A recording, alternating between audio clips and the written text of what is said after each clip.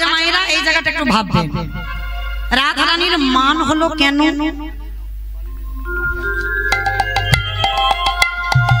বলেন, রাধারানীর মান হলো কেন? ভেবে বলবেন। মান লীলা আজকে শুনছেন না? বলে রাধার মান হলো কেন? বলে কেন? এত সোজা উত্তর সবাই বলতে পারবে, একটা বাচ্চা মানুষও বলতে পারবে। চন্দ্রাবলীর কুঞ্জে গেল, ওই জন্য রাধার মান হলো। কি বাবা সত্যি তাই? তাহলে তো বাবা ভাগবত মিথ্যা হয়ে যাবে। আত্মেন্দ্রিয় প্রীতিবাঞ্ছা তারে বলে কাম, আর কৃষ্ণেন্দ্রিয় প্রীতিবাঞ্ছা ধরে প্রেম না। আপনাদের আমাদের ভালোবাসা হলো কামের ভালোবাসা, চাওয়া পাওয়ার ভালোবাসা, কিন্তু রাধা গোবিন্দের ভালোবাসা কোনো কামের ভাব নয়, কামের বাতাসও লাগেনি, চাওয়া পাওয়ার ভালোবাসা নয়। তাহলে যেখানে চাওয়া পাওয়ার ভালোবাসা হয় না, তাহলে আজকের মা আমার সঙ্গে একজনের বিয়ে হওয়ার কথা, হঠাৎ বিয়ের সাজসজ্জা সেজে বসে আছি, হঠাৎ বর আস্তে আস্তে মাঝখানে একজনের সঙ্গে প্রেম ছিল, তার সঙ্গে পালিয়েছে। কি গো মায়েরা, তাতে আমার রাগ হবে কেন? আমি লগ্ন ভ্রষ্টা হলাম, আমাকে ভালোবাসার অভিনয় করে আমাকে বিয়ে করবার কথা বলে আমি সেজে বসে আছি, আর ও অন্যজনের সঙ্গে পালিয়ে গেল। এটা আমাদের রাগ হবে, এটা আপনাদের রাগ হবে, কিন্তু রাধারানীর তো রাগের কারণ আসে না। কারণ রাধারানীর প্রেম তো চাওয়া পাওয়ার প্রেম নয়। তাহলে যেখানে চাওয়া পাওয়ার প্রেম নয়, তাহলে একটা রাত কেন? মাসে যদি 30টা দিন কারোর কুঞ্জে থাকে, তাহলে তো রাধারানীর মানের কোনো কারণ হয় না। তাহলে কেন মান হলো, কেন রাগ হলো, কেন অভিমান হলো, এইটুকু জানবো। আজকে পদ্মাবতী এসে বলছে, রাধে খবর রেখেছিস? তুই তো বড়াই করে বলিস তোর বধূ নাকি তোকে ছাড়া কাউকে ভালোবাসে, জানিস? সারা রাত আমার সখী চন্দ্রাবলীর কুঞ্জে রাত কাটিয়েছে। কথাটা যেই না বলা, রাধারানী হেসে বলছেন, পদ্মা আমাকে কষ্ট দিবি বলে কথা বলছিস? দিস না ওরে, একটা রাত কেন, আমার গোবিন্দ যদি চন্দ্রাবলীর কুঞ্জে বছরের প্রত্যেকটা রাতও কাটায়, তবু আমার রাগ হবে না। পদ্মা মনে মনে বলছে, ও বাবা, এদের তো দেখছি বাবা খুব পীড়িত, এদের তো ছাড়াছাড়ি করা যাবে না। দাঁড়াও, আরেকটু বেশি করে বলতে হবে। রাধে, ও রাধে, জানিস খবর রেখেছিস? তোর বধূ কাল সারা রাত্রি আমার সখীর কুঞ্জে ছিল, আর সকাল থেকে আমার সখীর পায়ের সোনার নুপুর খুঁজে পাচ্ছি। দেখেছিস সোনার নুপুরটা কোথায়? পেয়েছিস? যেই না কথাটা বলা, সঙ্গে সঙ্গে রাধারানীর রাগ হবে। যারা সকাল সকাল গোবিন্দ বদন না দেখে, যারা সকাল সকাল আমার বধূকে চোর অপবাদ দেয়, যারা সকাল সকাল আমার বধূ পায়ে সোনার নুপুর খুঁজতে আসে, সেহেন কুঞ্জে আমার গোবিন্দ যায় কেন? যারা সেবা দিতে জানে না, যারা ভালোবাসতে জানে না, সেই কুঞ্জে আমার গোবিন্দ কেন যায়?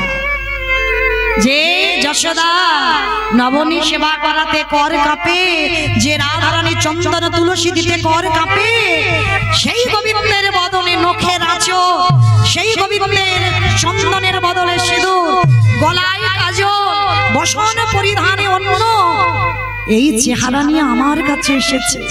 যারা গোবিন্দ ভজতে জানে না, যারা গোবিন্দ সেবা দিতে জানে না, সেই কুঞ্জে আমার গোবিন্দ যায় কেন? এটাই হলো রাধারানী মানের কারণ। যারা সেবা দিতে জানে না কেন যায়? আজকের আমার গোবিন্দ কিছুতেই রাধারানীর চরণ ধরে কাঁদল।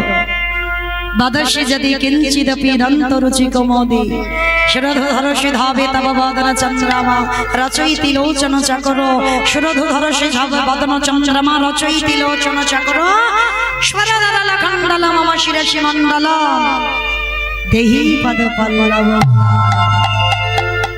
রাধে তোমার দাঁতের শোভার ঝিকিমিকি আমার মনকে পাগল করে দেয়। রাধে তুমি একবার হাসো, তুমি একবার কথা বলো। রাধা রানীর মান ভাঙলো না। ললিতা বিশাখাকে বললেন ওকে বের করে দে আমার কুঞ্জ থেকে। গোবিন্দ আমার অভিমানে আজ যমুনার ঘাটে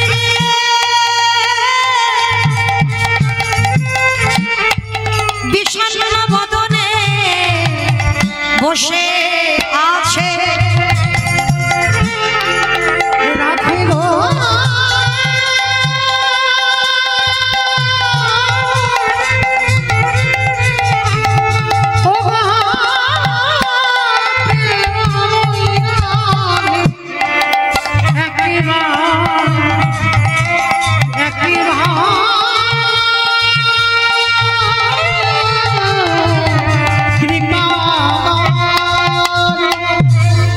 আজকে এমন সময় বন্ধুদের মধ্যে সুবল ভাই ছুটতে ছুটতে গোবিন্দের কাছে গেছে। বিষণ্ণ বদন কেন? বলে দেখ রাধারানীর কাছে কত করে গেলাম মান ভাঙাবার জন্য, কিন্তু মান ভাঙলো না। এখন বলে দে কি করব? সুবল বলছে দাদা একটা কাজ তোকে করতে হবে। কি কাজ? রাধারানীর মান ভাঙবে। কি করলে ভাঙবে? শোন, তোকে বাজিগর বেশ ধারণ করতে হবে। বাজিগর? আরে বাজিগর বেশ কি করে ধরবো? শোন কানা, আমি তোকে যেমন যেমন সাজিয়ে দেব তুই তেমন ভাবে যাবি, আর গেলেই রাধারানীর মান ভাঙানো হয়ে যাবে। এইবারে গোবিন্দমান বাজিগর বেশে ধরো তো বৃন্দাবন চা, বাজিগর বেশে ধরো তো বৃন্দাবন চা, বাজিগর বেশে ধরো বাজি করে বেশ ধরো তো বৃন্দাবন চা, বাজি করে বেশ ধরো তো বৃন্দাবন চা। কণ্ঠে ছিদ্র করি মালা, ছিদ্র করি আবার কণ্ঠে ছিদ্র করি মালা, ছিদ্র করি আবার জাগো মনে পাদ বৃন্দাবন চা, বাজি করে বেশ ধরো তো বৃন্দাবন চা, বাজি করে বেশ ধরো তো বৃন্দাবন চা। বাহু স্ফটিক মালা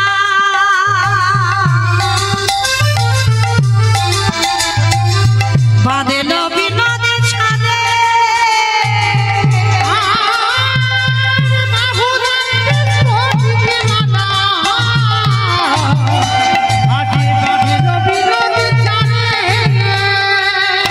আবার শিরে বাঁধে পাগল টপটি শশী শেখরে হাসে, শিরে বাঁধে শশী শেখর হাসে, শিরে বাঁধে পাগলা টপটি শশী শেখর হাসে, শিরে বাঁধে শশী শেখর হাসে বৃন্দাবন চা, বাজি করে বেশ ধরো তো বৃন্দাবন চা, বাজি করে বেশ ধরো তো বৃন্দাবন চা। আমি নই বাজিগর হলাম, কিন্তু একটা ঢুলকিদারের তো প্রয়োজন। তাহলে আমার সঙ্গে ঢুলকিদার কে হবে? বলে কেন? আজ শো বলে চাঁদ ঢুলকিদার ঢোলকে দিও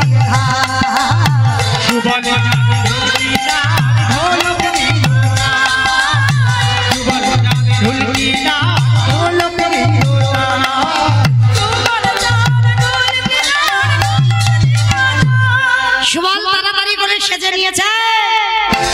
কানাই তুই বাজিগর হয়ে যাবি আর আমি ঢুলকিদার হয়ে যাব রাধারানী মান ভাঙানোর জন্য। চল আজকে দুজনে যাই। এইবার এই দেখ, প্রথমে কিন্তু সরাসরি রাধার কাছে গেলে হবে না। ও মাইরা, তাহলে যাবে কোথায়? প্রথমে সেই ভাগ্যবতী মা যশোদার কাছে। এই পৃথিবীতে মা যদি ছেলেকে চিনতে না পারে, পৃথিবীতে কারোর ক্ষমতা নেই তার চোপালকে চিনতে পারে। তাই গোবিন্দ বাজিগরের রূপ ধারণ করে যশোদা মার কাছে গিয়ে দাঁড়িয়েছে।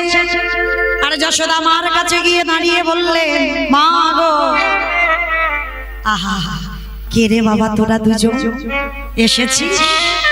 আয় বাবা আয়। ও মা, বড্ড খিদে পেয়েছে, খেতে দেবে মা?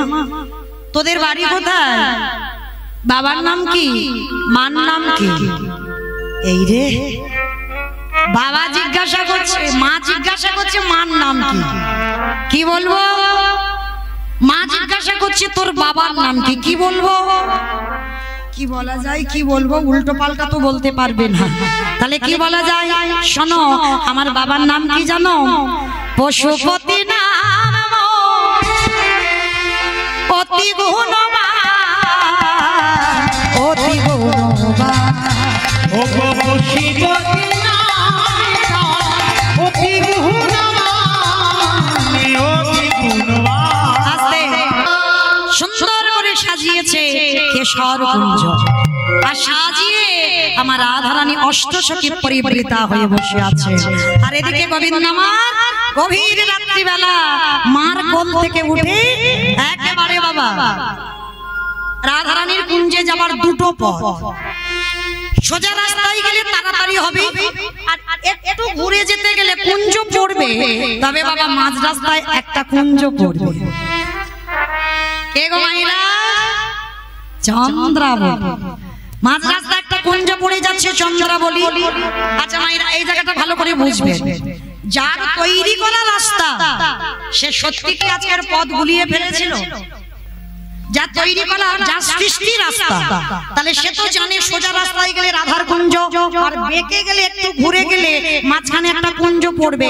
গোবিন্দ তো ভালো করে জানে চন্দ্রাবলী যদি পায় আমায় আর ছাড়বে না, তাহলে জানতো, জেনে শুনে গোবিন্দ আমার সোজা রাস্তায় না ধরে বাঁকা রাস্তা ধরেছে। আর বাঁকা রাস্তায় চুপি চুপি করে চন্দ্রাবলীর কুঞ্জের পাশ দিয়ে যাচ্ছে, আর গোবিন্দের চরণে আছে সোনার নূপুর, রুনু ঝুনু রবি বাজে। যখন পাশ দিয়ে যাচ্ছে, চন্দ্রাবলীর দুটো সখী হচ্ছে খুব প্রিয়, একজন হচ্ছে পদ্মা আর একজন হচ্ছে ভদ্রা। রাধারানীর যেমন ললিতা বিশাখা, চন্দ্রাবলীরও দুজন আছে সব থেকে প্রিয়, পদ্মা আর ভদ্রা। হঠাৎ পদ্মাবতী দূর থেকে দেখতে পাচ্ছে যে গোবিন্দ আমার চলে যাচ্ছে, হঠাৎ চন্দ্রাবলীকে ডাকছে, চন্দ্রা ওকে যা, ওকে যা। রনো ঝনো সারে নপুরি কে বাজাই, কে বাজাই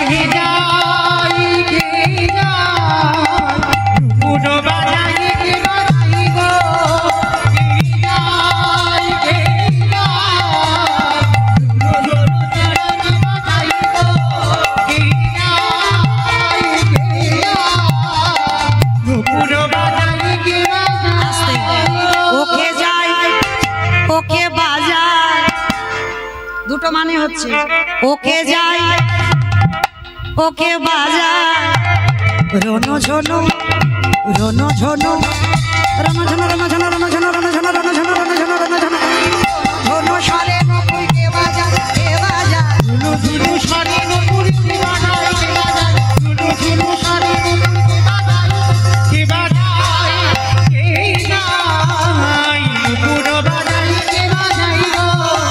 ওরে জাহিরে চিকন কালো রূপ, রাধা বলে বাজায় বাঁশি, জাহিরে চিকন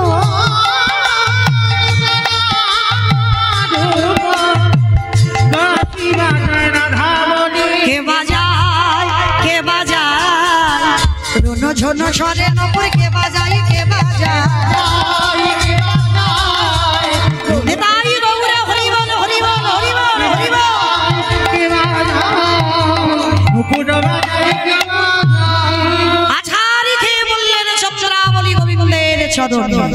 আর গোবিন্দের চরণ ধরে হাত দুটো ধরে চন্দ্রাবলীর কুঞ্জে নিয়ে গেলেন। গোবিন্দ বললেন, রাধে আজ আমায় ছেড়ে দাও, আমি রাধারানীকে কথা দিয়েছি কেশর কুঞ্জে মিলিত হব, আজকে দিন তুমি আমায় ছেড়ে দাও। বধূ একটা কথা তোমায় বলবো, তোমার নাম তো এক জগন্নাথ, তুমি তো জগতের না, তাহলে তুমি যদি জগতের পতি হবে তাহলে তোমারে লোভিবে কেন একা রাধা সতী? বল, আমরা কি ভজনে জানি না? আমরা কি সাধনা জানি না? একবার কৃপা করে আজ রাত্রিতে তুমি আমার কুঞ্জে রত হও। ওই যে ভগবান ওই জায়গাটা দুর্বল, ভক্ত কেঁদেছে, আর থাকতে পারি, সে রাধার কথা ভুলে গেল, আর ভুলে গিয়ে বাবা এবার চন্দ্রাবলীর কুঞ্জে কাটিয়ে দিল। চন্দ্রাবলীর মনের আশা, বহুদিনের মনের আশা, তুমি সাজবে চন্দ্রাবলী, আমি সাজবো কৃষ্ণ। এটা অনেক দিনের আশা ছিল, আজকে সেই আশা পূর্ণ হবে। বধূ, অনেক দিনের ইচ্ছা, আমি তোমাকে চন্দ্রাবলী সাজাবো। কিন্তু চন্দ্রা, তোমার কি মাথা খারাপ? হ্যাঁ, আমি তো কালো। আরে কালো মানুষ কি করে ফর্সা হবে? কে গো মায়েরা, কালো মানুষ কি করে ফর্সা হয়? ফেয়ার অ্যান্ড লাভলি মাগলে, fair and lovely, fair and lovely মাগলে ফর্সা হয়ে যায়। আরো কত কিছু কোম্পানি আছে, তাই না? কালো মানুষদের ফর্সা হওয়ার অনেক উপায় আছে। হ্যাঁ, পার্লারে গিয়ে একবার দেখো, একেবারে টুকটুকে ফর্সা হয়ে যাবে। দেখবেন বাবা, এখন বিয়ের কোণেগুলো সাজাচ্ছে, দেখেছো? হ্যাঁ, ওটা আসল রূপ নয়, কত সুন্দর সাজিয়েছে, কি সুন্দর দেখতে গো। কিন্তু ওই বউ ভাতটা হয়ে গেলে তার পরের দিন একবার দেখে আসো, পার্লারে সুন্দর করে সাজায়। তাহলে কালো মানুষ ফর্সা করবার জন্য অনেক পদ্ধতি আছে। কিন্তু বাবা, লীলাটা যখন কারার লীলা হচ্ছে, তখন কি আর এইসব কোম্পানি উঠেছিল? হ্যাঁ, না গোবিন্দ আমার ফেরা লাভলি মাগবে, ল্যাগনি মাগবে, ভিকো মাগবে, পন্স মাগবে, এগুলো মাগবে না তো। তাহলে কি করবে? ও চন্দ্রা, কি করি আমি কালো ফর্সা হব? বলে কেন? জানো, আমি তোমাকে ফর্সা করাবো। কি করে জানো? বলি, অহগুর চন্দন গায়ে মাখিব, অগুরু চন্দন গায়ে মাখিব, কালো বরণ তোমায় সাদা করিব, কালো বরণ তোমায় সাদা করিব, সাদা করিব, কালো বরণ তোমায় সাদা করিব, ওই কালো বরণে তোমার সাদা করিব। এই যে অগুর চন্দন মানে শ্বেত চন্দন, ভালো করে ঘষে তোমার সর্বদেহে বেশ করে বুলিয়ে দেব, আর বুলিয়ে দিলে তুমি কালো ফর্সা হয়ে যাবে। বেশ, আচ্ছা চন্দ্রা, এটা নয় মেনে নেওয়া যায় আমি কালো মানুষ ফর্সা হব, কিন্তু তুমি যে কৃষ্ণ হবে, ফর্সা মানুষ কি করে কালো হয় বলো তো মা? যারা যারা ফর্সা আছো, কি করলে কালো হবে? কেউ কালো হতে চায় না, সবাই ফর্সা হতে চায়। কেউ কালো হবে না, সবাই চাইবে আমি ফর্সা আছি, আরো ফর্সা হব। কিন্তু মায়েরা, ফর্সা মানুষ কোনোদিন কালো হতে দেখেছো? তাহলে কি মাখবে? আলকাতরা মাখবে? এটা কেউ কোনোদিন ব্যবহার করে? নাকি চন্দ্রাবলী আলকাতরা মেখে কালো হবে? বলে না, ওগুলো দরকার নেই। বধূ, আমি তো আগে থেকে ভেবে রেখেছি। কি ভেবেছ? শোনো, আমি কি করব জানো? মৃগমদ কস্তুরী অঙ্গে লেপিব, মৃগমদ কস্তুরী অঙ্গে লেপিব, মৃগমদ কস্তুরী অঙ্গে লেপিব, মৃগমদ কস্তুরী অঙ্গে লেপিব, বধূ সাদা বরণে আমি কালো করিব, সাদা বরণে আমি কালো করিব, সাদা বরণে আমি মৃগমদ কস্তুরী। কস্তুরী মানে কি? কস্তুরীর কাজল ছেলে পুলেদের দিয়েছো চোখে? দাওনি? আমার মা আমায় দিয়েছে মৃগমদ কস্তুরী। হ্যাঁ, কস্তুরীর কাজল দিলে চোখ খুব ভালো থাকে, ওই জন্য আমার চোখ এখন খুব ভালো আছে। তো আজকের আমার চন্দ্রাবলী ওই কাজল সর্ব শরীরে মেখে কৃষ্ণের মতো কালো হয়ে গেছে। চন্দ্রাবলী সারা রাত ধরে চন্দন ঘষতে ঘষতে গোবিন্দের ওই বদন পানে ছেয়ে ওই চন্দন কাঠ নিয়ে ঘষতে ঘষতে কখনো চন্দনের কাঠ ঘষে গিয়ে চন্দ্রাবলীর আঙুলটা রক্তে রক্তাক্ত হয়ে যাচ্ছে। সেদিকে ভক্তের আমার খেয়াল রইল না। হৃদয় গৌর হরি বল।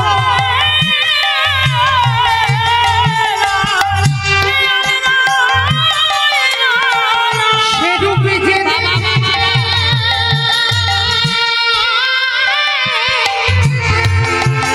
ও যে সেই ভুলেছে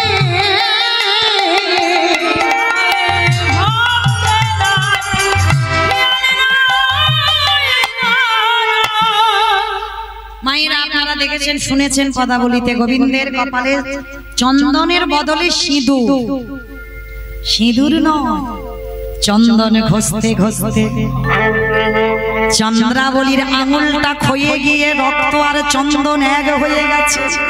দেখে মনে হচ্ছে যেন সিঁদুর। ভগবানের বদন দর্শন করে চন্দ্রাবলীর মনের আশা, বহুদিন পরে গোবিন্দকে আজ সারা রাত কাছে পেয়েছি। কত আদর যত্ন করে সর্বাঙ্গ সেবা করেছে। সর্বাঙ্গ যখন যত্ন করে সেবা করে আজকের ঘুমিয়ে পড়েছে। কিন্তু মায়েরা গোবিন্দের তো বারবার মনে পড়ে যাচ্ছে রাধার কথা। কি গো, মথুরায় থাক, দ্বারকায় থাক, চন্দ্রাবলীর কুঞ্জে থাক, বিরজার কুঞ্জে থাক, যেখানে থাক না কেন রাধা বদন কোনদিন ভুলবে না। এক পলকের জন্য গোবিন্দ আমার রাধা বদন ভুলতে পারে না। চন্দ্রাবলীর কুঞ্জে সেবা পাচ্ছে কিন্তু রাধা বদন মনে পড়ে যাচ্ছে। এইবার ঘুমিয়ে পড়েছে দুজনে। তাড়াতাড়ি করে গোবিন্দ আমার ঘুমিয়েছে, জানালা দিয়ে পরিষ্কার সূর্য পড়েছে। তাড়াতাড়ি করে ঘুম, এই রে সর্বনাশ, আমি তো কথা দিয়েছি রাত্রিবেলা রাধার কুঞ্জে যাব, কি হলো আমার? তাড়াতাড়ি করে সে বসনার খোলে, সেই অবস্থাতে রাধার কুঞ্জে যাবে বলে ছুটতে ছুটতে যাচ্ছে। আর এদিকে রাধা রানীর অবস্থা, ললিতা রে যে কুঞ্জে আমার কেশব এলো না, সেই কুঞ্জটা তো কুঞ্জই নয়, ফেলে দে ফেলে দে। এই ফুল মালা সব নিয়ে যমুনার জলে ফেলে দিয়া, ও মিথ্যাবাদী, ও আমাকে কথা দিল আজ কুঞ্জে আসবে কিন্তু এলো না, যা সব কিছু নিয়ে ফেলে দিয়া। সারা রাত জেগে বসে আছে, সারা রাত জেগে বসে থাকতে থাকতে সারা রাত কাঁদতে কাঁদতে রাধা রানী ক্লান্ত হয়ে গেলেন। এইবার প্রাণ গোবিন্দ আমার তাড়াতাড়ি করে একেবারে দরজায় ললিতা, বিশাখা, ইন্দুরেখা, চম্পকলতিকা, রঙ্গদেবী, তুঙ্গ, বিদ্যা, সুদেবী, অষ্টসখী পাহারাদার রাধা রানী কুঞ্জের ভিতরে কাঁদছে। আর এদিকে গোবিন্দ আমার তাড়াতাড়ি করে এসে বলছে, এই যে সখীগণ, তাড়াতাড়ি করে ওই আশাটা দেখে সখীগণ তাড়াতাড়ি করে মা ঘুমটাটা টেনে দিয়ে একেবারে বদন ঢাকা দিয়ে পিছন ঘুরে দাঁড়িয়ে। আমা বলো তো কেন পিছন ঘুরেছে? ভেবেছে তো বলরাম দাদা আসছে। কি গো মায়েরা, বৌমা ঘরে কুঞ্জ সাজিয়ে বসে আছে আর বলরাম দাদা কে হয়? সম্পর্কে ভাসুর। তাহলে ভাসুর যদি আসে তাহলে কি করবে? গোপীগণ তাড়াতাড়ি করে বদন ঢাকা দেবে না? তাড়াতাড়ি করে বদন ঢাকা দিয়ে পিছন ঘুরে দাঁড়িয়ে আছে। আর এসে আমার গোবিন্দর একটা ভুল হয়েছিল, যদি বলতো যে আমি তোমাদের বধূ এসেছি, দরজা ছেড়ে দাও, এসেই একটা কথা বলছে, এই যে সরে যাও, মানে যেমন ভাসুর ভাদ্র বইয়ের কথা হয়, এই যে সরে যাও, আমি তাড়াতাড়ি কুঞ্জে যাব, কুঞ্জের ভিতরে প্রবেশ করব। আরো তো লজ্জা পেয়ে গেছে, তারা আরো বদন ঢাকা দিয়ে পিছন ঘুরে দাঁড়িয়ে আছে। ছি ছি ছি ছি ছি ছি। আসার কথা ছিল ওনার ভাই, এখন উনি এসে বলছে ওনার ভাই আসতে পারেনি, উনি এসেছে। ছি ছি ছি ছি ছি। এই কলঙ্ক মুখ আমরা কাকে দেখাবো? সবাই চিন্তায় পড়ে গেছে। আর চিন্তায় পড়ে গিয়ে বাবা গোবিন্দ আমার বারে বারে বলছে, ছেড়ে দাও না, আমি একবার ভিতরে যেতে চাই। আর কথা বলতে বলতে বাবা ওই হাত পা নাড়তে নাড়তে না ওই দুটো চরণের দিকে লক্ষ্য পড়েছে। সব থেকে চাতুরালি হচ্ছে ললিতা। আর ঘুমটার ফাঁক দিয়ে মনে মনে করছে, যে বলরাম দাদা জীবনে কোনোদিন আসেনি রাধার কুঞ্জে, আজকের কি করে আসতে পারে? না, এটা তো হতে পারে না, তাহলে আমাকে দেখতে হয় একে। ঘুমটার ফাঁক দিয়ে যেই না চরণ দুটো দেখেছে, যেন চেনা চেনা মনে হয়, চেনা চেনা মনে হয়, দিলি অন্য সমুদয়, ওরে দিলি অন্য সমুদয়, এ তো অন্য কেউ নয়। চরণ দুটো আমরা রোজ দেখি, চিনতে পারবো না? এইবার কেউ আসেনি। ললিতা সখী তাড়াতাড়ি করে এসে ঘোমটাটা খুলে দিয়ে দেখে না, হাই হাই হাই হাই, সর্বনাশ, বধূ, ছি ছি ছি ছি ছি ছি ছি, শেষ পর্যন্ত তুমি এইভাবে সেজে এসেছো। ললিতা, আর কৃপা করে আমার ধৈর্যের পরীক্ষা নিও না, তুমি একবার আমার কুঞ্জটা ছেড়ে দাও, আমি রাধার সঙ্গে মিলনে যেতে চাই। বাহ বাহ বাহ বাহ বাহ, এই যে রাধার কুঞ্জে তো পড়ে যাবে, আগে আমাদের প্রশ্নের উত্তর দাও। আমাদের প্রশ্নের উত্তর দিয়ে পাশ করবে তবে ওই কুঞ্জের ভিতরে যেতে পারবে, তাহলে নয়। বেশ তাড়াতাড়ি বলো তোমাদের কি প্রশ্ন আছে, শোনো। আচ্ছা বলো তো দেখি, নীলাদ পালসী মুখমণ্ডল ঝামার গায়ে ভেলো, নীলদ পালসী মুখমণ্ডল ঝামার গায়ে ভেলো। এই যে তোমার বদনটা ঝামার মতো শুকনো কেন? ওই জন্য বৈষ্ণব পদাবলিতে বলছে, নীলাদ পালসী মুখমণ্ডল ঝামার গায়ে ভেলো, নীলদ পালসী মুখমণ্ডল ঝামার গায়ে ভেলো। আচ্ছা মায়েরা ভালো করে বলবেন, এই পদাবলীগুলো বুঝতে হবে কেমন? এগুলো তো শুধু কোনো কীর্তনিয়ার মন গড়া গান নয়, মহাজনী পদাবলী।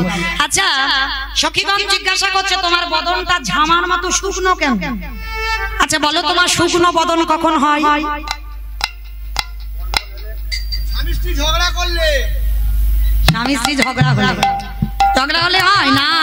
সারা রাত যখন তুমি ঘুমাবে না, সারা রাত ঘুম হচ্ছে না, সারা রাত তো চন্দ্রাবলীর কুঞ্জে বিহারে রত ছিল, সারা রাত ঘুম হয়নি, চোখ দুটো বসে গেছে, মুখটা ঝামার মতো শুকনো হয়ে গেছে, আবার মনে ভয়, রাধা না জানি কি বলতে না কি বলে, এদিকে তো আনন্দে কাটালাম চন্দ্রার ঘর।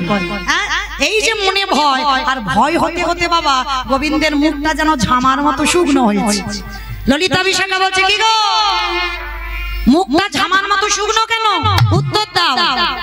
এইবার গোবিন্দ বলছে, এই রে আমি এখন কি বলবো? আমি কি বলতে পারবো যে আমি রাত্রিবেলা চন্দ্রাবলীর কুঞ্জে রাত কাটিয়েছি, ওই জন্য আমার এই দশা? বলতে পারবো না। তবে বাবা সত্যি বলবো না, মিথ্যা বলবো না, এমন কাজ করতে হবে যেটা সত্যি নয় আবার সেটা মিথ্যা নয়। তাহলে কি বলবে? গোবিন্দ আমার চিন্তা করে করে বলছে, শোনো মহদন জরে তনতা তলো জাগরে নিশি ঘেরো, জাগরে নিশি ঘেরো। আমার মদন ঝরে তনুতা নাম কহি গেলো।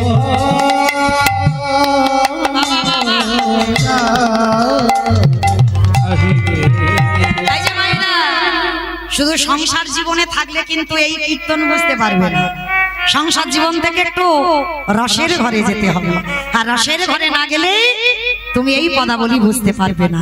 তো মায়েরা সখীগণ বলছে, তোমার বদন শুকনো কেন? গোবিন্দ সত্যি বলল না, মিথ্যা বলল না, দুটো মাঝখানে বলেছে। রাত্রিতে আমার মদন জ্বর হয়েছিল ললিতা, আর মদন জ্বর হতেই আমার বদনটা শুকনো হয়েছে। ও তোমার মদন জ্বর হয়েছিল, বেশ বেশ বেশ, আচ্ছা ঠিক আছে।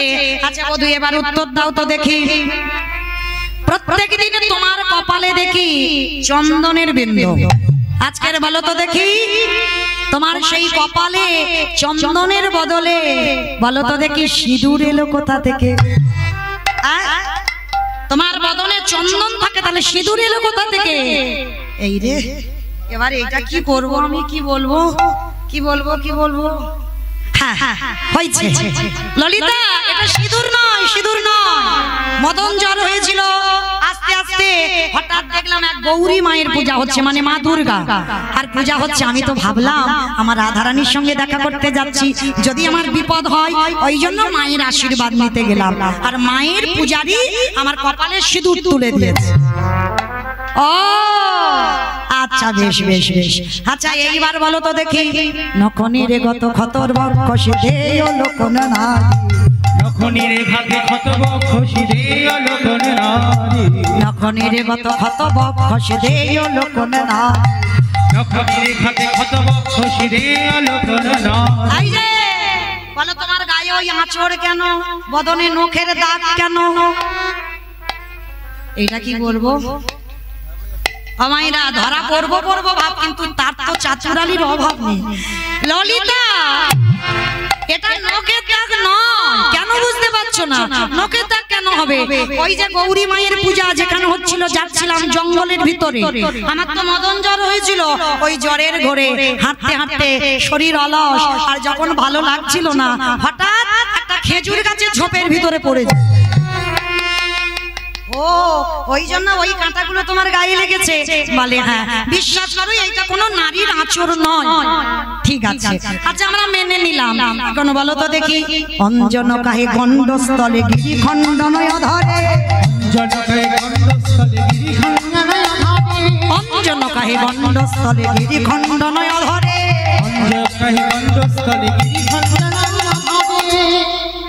গলায় কাজল কেন? কাজল কোথায় পড়ে? চোখে পড়ে। আর চন্দ্রাবলীর চোখের কাজলটা লেগে গেছে গলা। কোথা থেকে এলো বলো? গণ্ডস্থলে ওই কাজলের চিহ্নটা এলো। আচ্ছা ঠিক আছে, এটা বলতে হবে না। সব থেকে বড় জায়গাটা আগে বলো তো দেখি। কি গো, তুমি তো রোজ রোজ নীল বসন পড়ো, আজকের হঠাৎ এই বসন পড়েছো কেন? বলো কিসের জন্য? তুমি তো নীল বসন পড়ে থাকো, তাহলে এই বসন পড়েছো কেন? কথাটা শুনে বললেন গোবিন্দ, শোনো, নীলাম্বর কাহে পহিরল পীতাম্বর ছোড়ি, নীলাম্বর কাহে পহিরল পীতাম্বর ছোড়ি। আস্তে, তোমার পীতবস কোথায় গেল? নীল বসন কে পড়ে? নীল বসন কে পড়ে? দাদা বলো রাম। আর গোবিন্দ পরে পীত বসন। বাবা পীত বসন মানে কি মা? পীত বসন মানে পিত্তি কালার। বলো পীত রং মানে কি রং? হলুদ, বাসন্তী। এই যে রংটা, এই রংটা আমার ভগবানের খুব প্রিয় রং। হ্যাঁ, এই রঙের বসন আমার ভগবান করে। তা ললিতা বিশাখা জিজ্ঞাসা করছে, বলো তো দেখি, নীলাম্বর কাহে পহিরল পীতাম্বর ছোড়ি, নীলাম্বর কাহে পহিরল পীতাম্বর ছোড়ি। বলো দেখি তুমি এই বসন পড়েছো কেন? আর সব কটা উত্তর বাবা ভেবে চিন্তে দিয়েছে। আর এইটার বেলা আর গোবিন্দ ভাবেনি, মানে না ভেবে উত্তর দিলে যেটা হয়। বলে সখীগণ, অগ্রজ সনে পরিবর্তিত নন্দালয়ে ঘো, মানে অগ্রজ মানে আমার দাদা বলরাম। একসঙ্গে রাত্রিবেলা ঘুমিয়েছিলাম, আর ঘুমের ঘরে রাধে তোমার কথা যখন মনে পড়েছে, তাড়াতাড়ি করে আমি বলরাম দাদা শাড়িটা আমি পরেছি, আর আমার শাড়িটা বলরাম দাদাকে। সঙ্গে সঙ্গে বলেন, এই যে দাদার শাড়ি নয় দিদির শাড়ি, দাদার শাড়ি নয় দিদির শাড়ি, দাদার শাড়ি নয় দিদির শাড়ি, দাদার শাড়ি নয় দিদির শাড়ি। কি গো, ওটা কি দাদার শাড়ি? ও তো শাড়ি পরেছে চন্দ্রাবলী। হ্যাঁ কি গো, মেলাতে পারলে না তো? আহা উত্তরে পতি উত্তরে দিতে পরাজতি শশী শেখরে, আহা উত্তরে পতি উত্তরে দিতে পরাজিত শশী শেখরে, আহা উত্তরে পতি উত্তরে দিতে পরাজিত শশী শেখরে, আহা উত্তরে পতি উত্তরে দিতে পরাজিত শশী শেখরে, পরাজিত শশী শেখরে। আস্তে, কি গো মেলাতে পারলে না তো? গোবিন্দ আমার বদনটা মলিন করে দাঁড়িয়ে আছে। রাধারানী রেগে গিয়ে বলেন, অপদার্থ ললিতা, যেখানে বসে আছে কোদাল দিয়ে মাটি তুলে ফেলে দে। ওই কালো বদন আমি দেখবো না, দেখবো না, দেখবো। ও মায়েরা, এদিকে তো মান ভাঙানোর কাজ চলছে। সকাল হয়ে গেছে, কাটা ঘায়ে নুনের ছিটে দেওয়া হচ্ছে। এইবার দেখেন, চন্দ্রাবলী সখী পদ্মা ছুটতে ছুটতে এসেছে রাধার কুঞ্জে। রাধে, আমার বাবা মানে গরু বাছুর চড়ায়, তাহলে গরু বাছুর চড়ায় মানে পশুপতি বলা যেতে পারে। নন্দরাজার নাম ঘুরিয়ে গোবিন্দ আমার বলে দিলেন পশুপতি। আচ্ছা, তোর বাবার নাম পশুপতি। আচ্ছা, মায়ের নাম কি? কি বলবো? মা জিজ্ঞাসা করছে মায়ের নাম কি? কি বলবো, কি বলবো? ও সোজা সোজা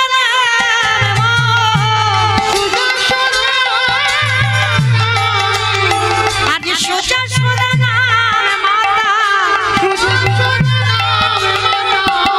অতি গুণবতী, অতি গুণবতী।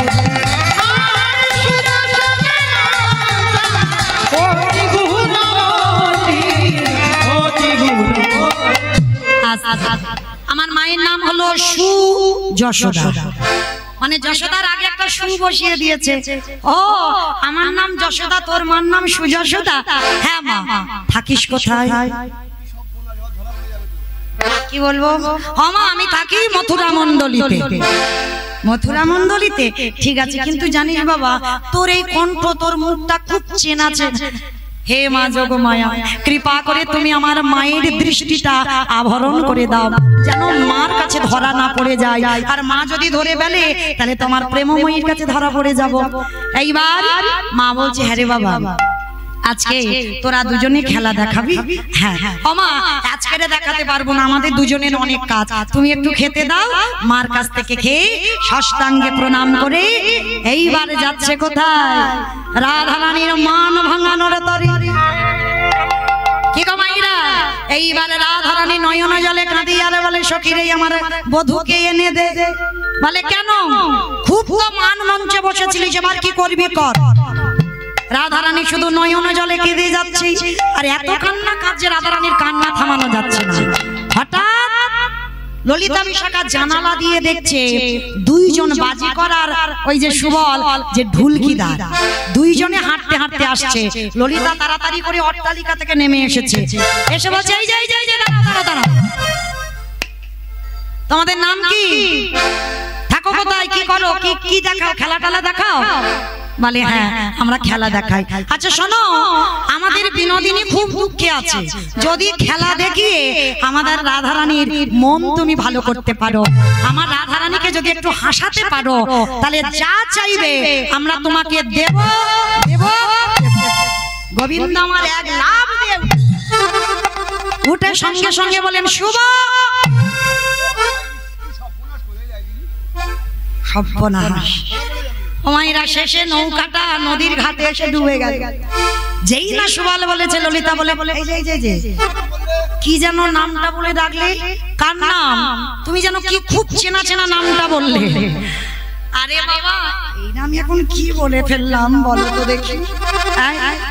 ও তুমি ঠিক শুনেছো, তুমি জানো আমার এই যে ঢুলকিদারটা না, এই যে আমি একে বললাম তোমাদের রাধারানীর বদন ভালো করতে হবে, তো হাসাতে হবে, ওই জন্য তাড়াতাড়ি কেউ আমি ওকে বললাম বাজারে সুবল। সুবল? আমি সুবল বলিনি, মানে ওর নাম নয়, আমি বললাম বাজারে সুবল। মানে কুবলে বাজাস না, সুবলে বাজা। মানে ও এত উল্টো পাল্টা বাজায়, কোনোদিন বাজনা ঠিক হয় না। কিন্তু বাজনা যদি ঠিক না হয় আমার নাচ ঠিক হবে না, আর নাচ যদি ঠিক না হয় তোমাদের রাধারানীর মন ভালো হবে না। ওই জন্য আমি ওকে বললাম বাজারে সুবল। বাজাস না কুবলে বাজারে সুবল। ললিতা বুঝতে পারলো না, চাতুরালি করে ঠিক ঘুরিয়ে দিয়েছে। আমি বললাম এই যে তাহলে ঠিক আছে তোমরা খেলা শুরু করো, আমাদের বিনোদিনীকে নিচেতে নিয়ে আসো।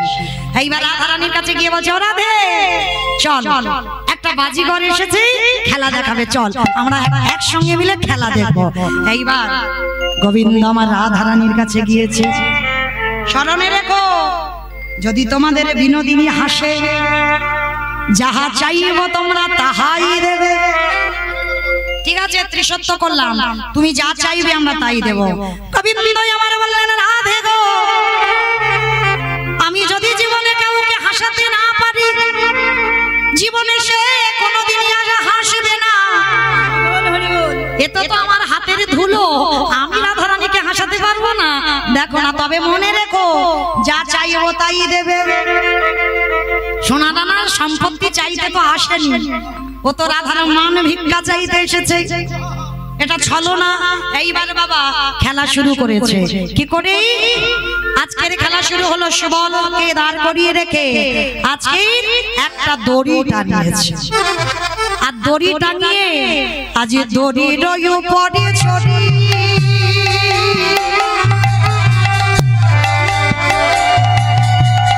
হাতে রাখে বুকে, আজ দড়ির উপরে ছড়ি হাতে রাখে বুকে। আস্তে আমায়রা খেলাটা কিরকম দড়িটা টাঙিয়েছে, দড়ির উপরে গোবিন্দ আমার পা রাখেনি, দড়ির উপরে মাথাটা রেখেছে, আর দড়ির উপরে মাথা রেখে পা দুটো উপরে রেখেছে। দড়ির উপরে ছড়ি হাতে রাখে বুকে, হাতে রাখে বুকে, ঊর্ধ্ব পানে তুলি পদ থাকায় অধোমুখে।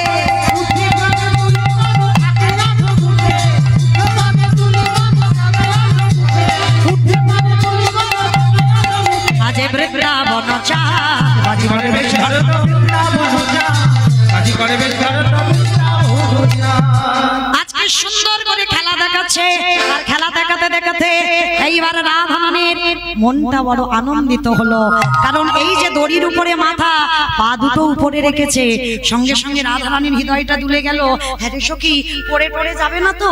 হ্যাঁ, তাড়াতাড়ি করে বলছে এই যে শোনো শোনো শোনো শোনো, আর ও সব খেলা দেখাতে হবে না, আমার মন ভালো হয়ে গেছে, আর ও সব খেলা দেখাতে হবে না। বারবার যখন বলছে, এমন সময় গোবিন্দ আমার দড়ি থেকে নেমে এসে সখীদের কাছে বললেন, বলেছিলাম রাধারানীর মন যদি ভালো করতে পারি, যা চাইবে তাই দেবে, দাও এবার দাও তো দেখি, বলো কি চাও? সোনা দানা টাকা পয়সা মণি মাণিক্য, বহু মূল্য একটা হার রাধারানী গলা থেকে খুলে গোবিন্দের গলায় পরিয়ে দিয়েছে। গোবিন্দ মালাটাকে গলায় নিয়েছে, বহুমূল্য উড়ানি গোবিন্দের গলায় দিয়েছে, বদনটা ভার করে আছে। কি গো বাজিগর, এসব ভালো লাগছে না? না, ওসব আমার লাগবে না। তাহলে কি লাগবে বলো? আমি তো বলেছি যা চাইবে তাই দেব, মণিমাণিক্য হিরে রত্ন দিতে হবে, বলো তাই দেব। আমার রাধারানীর মন ভালো হয়েছে, বলো কি চাও? সখী গো, এখনো কি ধরে ধরতে পারলে না? এখনো চিনতে পারলে না? রাধে গো, দিতে যদি তোমার চরণে আমার একটা নিবেদন, কি চাও বাজিগো? তোমার মনের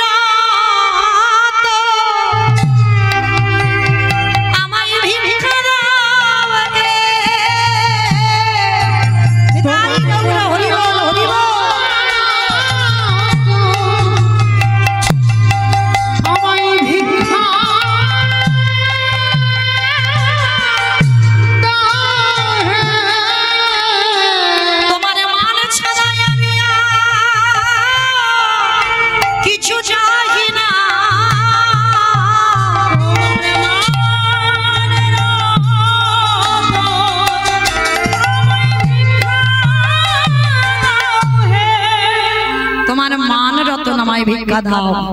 সঙ্গে সঙ্গে রাধারানী বললেন, ওকে ওকে, আমার মহান ভিক্ষা চাইছে, ওকে।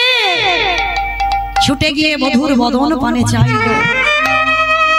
আমি বুঝতে পারলাম না, আমি ধরতে পারলাম না বধূ, তোমার তুমি আমার মান ভাঙানোর জন্য বৃন্দাবনের কঠিন মাটি গায়ে মেখেছ, আমার মান ভাঙানোর জন্য তুমি বাজিগর রূপ ধারণ করেছ, আমার মান ভাঙানোর জন্য তুমি এই রোদে রোদে ঘুরে বেরিয়েছ। গোবিন্দ আমার বললেন, রাধে তুমি বোধহয় জানো না, আমি রাধা দাস, রাধা দাস, রাধা দাস। ইহাতে সন্দেহ যা, কোটি জনম ভজয় বিফল জনমতা। রাধে গো, আমি ওই চরণে সব সপেছি, ওই চরণে আমি সব সপেছি। আমার জাতি গুলো জীবনে যৌব, ওই চরণে বলি আমার বললে কিছু রাখি না। হৃদয় গৌর হরি বল, হরি বল, কিছু রাখি না। ওই চরণে সব সপেছি, ওই চরণে সব সপেছি। এইবারে গোবিন্দকে ধরতে পেরে গেলেন। রাধারানী বললেন, বধূ আমাকে তুমি ক্ষমা করে দাও, আমি ভুল করেছি, আমি মান মঞ্চে বসেছিলাম, আজকের আমার জন্য তুমি কত কষ্ট ভোগ করেছো। না রাধে, আমি তোমার জন্য কষ্ট পাই নাই, কিন্তু তোমার জন্য কাঁদবো না, তোমার জন্য ভাববো না, আর কার জন্য ভাববো বলো? আমি যে তোমায় বড় ভালোবাসি। এইবার সখী গান এসে বলছে, কিরে আমি দুধে মিশে গেল, আঁটি পড়ে গড়াগড়ি খেলো। এত কষ্ট করে তোকে সান্ত্বনা দিয়ে রাখলাম, কতদিন ধরে কাঁদছিলিস, আর আজকের বধূকে পেয়ে আমায় ভুলে গেলি? বল তোরা কি চাস? অন্য কিছু নয়, তোরা যুগলে দাঁড়া, আমরা নয়ন ভরে তোদের যুগলের রূপ দর্শন করি। রাধা গোবিন্দ যুগলে দাঁড়ালেন, অষ্টসখী পরিবৃতা রাধা গোবিন্দের সেই যুগল মাধুর্য দর্শন করলেন।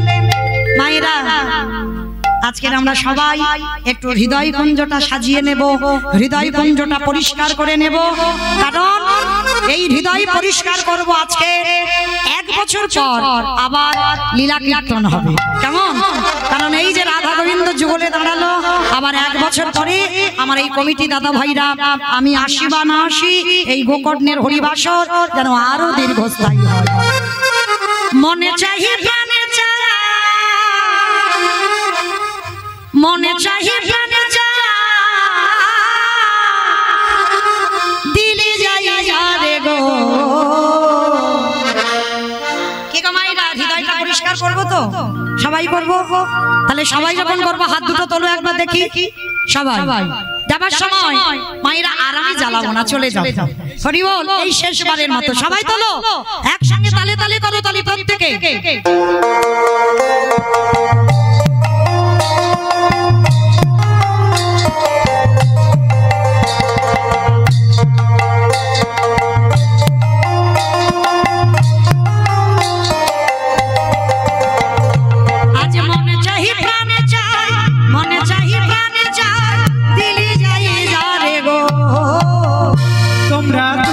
সাজাও গো, আজ আমার কামনা আসিতে পারে।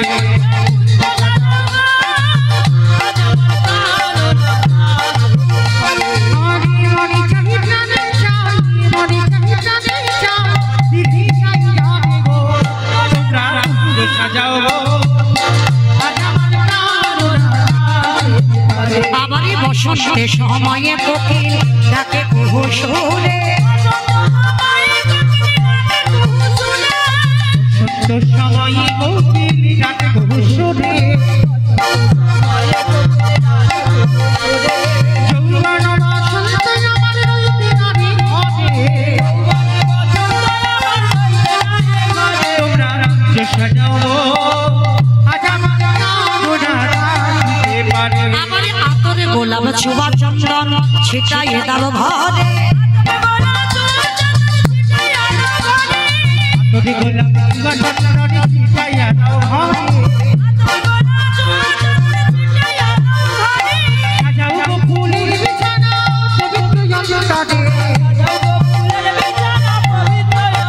তোমরা যে সাজাও গো আজ আমার কামনা আসিতে। আস্তে মাইরা, বিশ্বাস আছে তো যে ভগবান আসবে, এই গোকর্ণের হরিবাসরে আসবে ভগবান? বিশ্বাস আছে?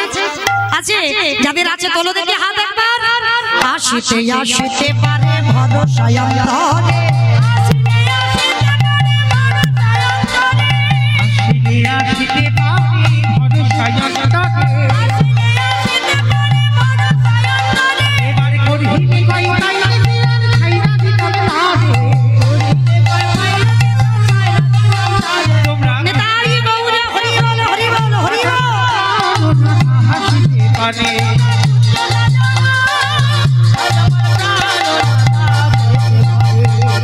সাজাও আজ আমার কামনা আসিতে। আস্তে ও মাইরা, এখনো বসে বসে থাকবে? ধুলোটে যেতে হবে না, বেকাল গড়িয়ে যাবে, ধুলোট করে আসতে সন্ধ্যা হয়ে যাবে। তো সবাই চলো, যাবার সময় একসঙ্গে একটা গান গেয়ে বিদায় নেব, কেমন? এই কালকে থেকে আমি গাইছি, আমার সম্প্রদায় দোয়ারি করছে, এবার আমি গাইবো, আপনারা দোয়ারি করবেন। পারবেন তো? সোজা গান গাইবো যেটা পারবেন, কেমন? চলো দেখি। দুহাতে তুলে বলি কৃষ্ণ নাম, পরিবেরে তোর সকল আগে আমি বলি, পরে আপনারা বলবেন সবাই। হরে কৃষ্ণ, হরে কৃষ্ণ,